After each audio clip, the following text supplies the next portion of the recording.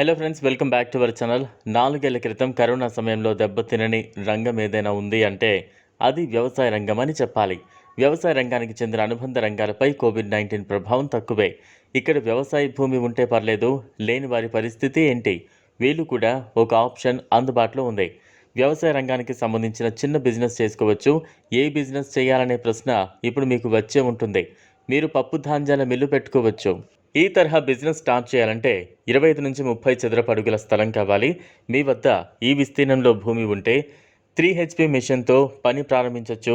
దీనికి 4 లక్షల వరకు ఇన్వెస్ట్మెంట్ అవసరమవుతుంది. అదే మీరు 8 HP మిషన్ తీసుకురావాలంటే 8 లక్షలు కావాలి. ఒక షాప్ నడపాలన్నా లేదంటే వ్యాపారం చేయాలన్నా GST నెంబర్ ఖచ్చితంగా ఉండాలి. GST పోర్టల్లో రిజిస్టర్ చేసుకున్న తర్వాత GST నెంబర్ ఉంటుంది. సొంత బ్రాండ్పై పప్పు ధాన్యాలు విక్రయించాలని భావిస్తే GST నెంబర్ కావాలి. 5% GST పడుతుంది. అలాగే ఆహార మంత్రిత్వ శాఖ నుంచి అనుమతులు తీసుకోవాలి. దీనికి పాన్ నంబర్, కరెంట్ అకౌంట్ వంటివి అవసరమవుతాయి. అంతేకాకుండా మీ కంపెనీ పేరును కూడా రిజిస్టర్ చేసుకోవాలి. FSSAI నుంచి ఫుడ్ లైసెన్స్ తీసుకోవాలి. ఇలా మీరు అన్ని అనుమతులు తీసుకుని ఈ బిజినెస్ స్టార్ట్ చేశారని భావిస్తే ఎలాంటి ప్రయోజనం పొందొచ్చో ఒకసారి చూద్దాం. బిజినెస్ చేయడానికి ఆరంభంలో 5 నుంచి 6 లక్షలు చేతిలో ఉండాలి.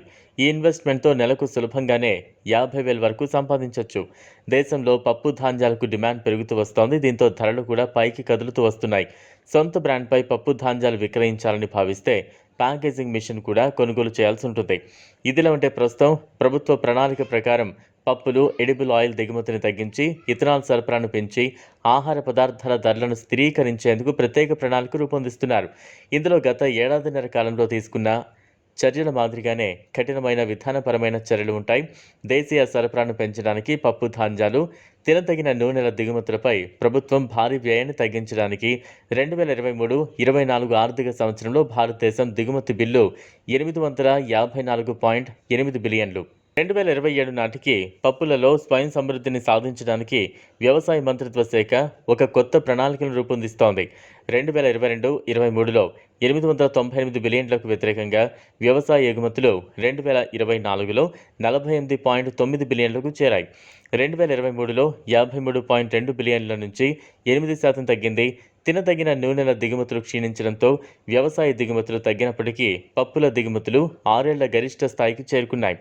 వాణిజ్య మంత్రిత్వ శాఖ ప్రకారం దేశం పప్పుల దిగుమతులపై 3.75 బిలియన్లు, కూరగాయల నూనెలపై 14.8 బిలియన్లు ఖర్చు చేస్తోంది.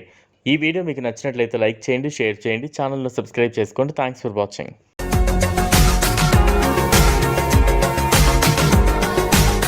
మరిన్ని అప్డేట్స్ కోసం మా ఛానల్ని సబ్స్క్రైబ్